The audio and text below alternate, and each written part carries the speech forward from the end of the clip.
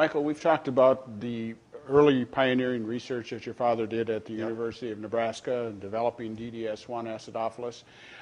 Could you explain then from there, from the university, what led to the establishment of the company, Nebraska Cultures, that was also founded by him, and how you came to be associated with As it? I mentioned, he started at the University of Nebraska in 1957 and discovered DDS1 L-acidophilus in 1959. But based on his research work, he'd been asked in the 60s and 70s to speak all over the world. And in fact, he traveled all over the world talking about these lactic acid bacteria and the properties, the beneficial properties that he discovered, primarily of the DDS1 strain. And in the late 1970s, people would approach him occasionally after giving a scientific lecture or a seminar and say, you know, how do we find these bacteria? How can we get these bacteria to people? How can we turn this into some kind of product? And at that time, he started working to bring this product into the commercial arena.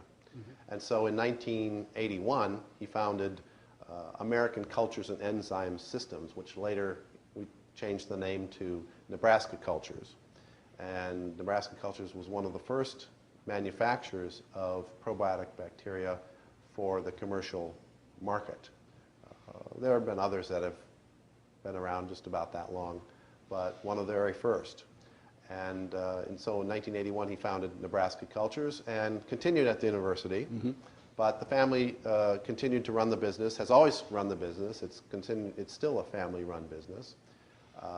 My background, I didn't start with Nebraska Cultures until about 1996. I came on as Director of Operations and been working with Nebraska Cultures ever since.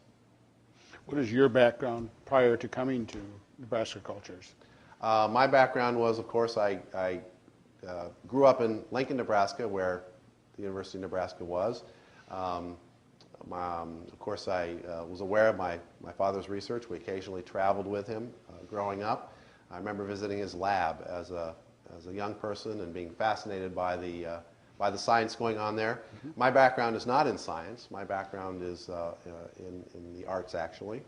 But we wanted to keep the business a family business, and so, of course, we worked very closely with scientists still at the University of Nebraska as our technical team, and in Wisconsin, where the plant is based.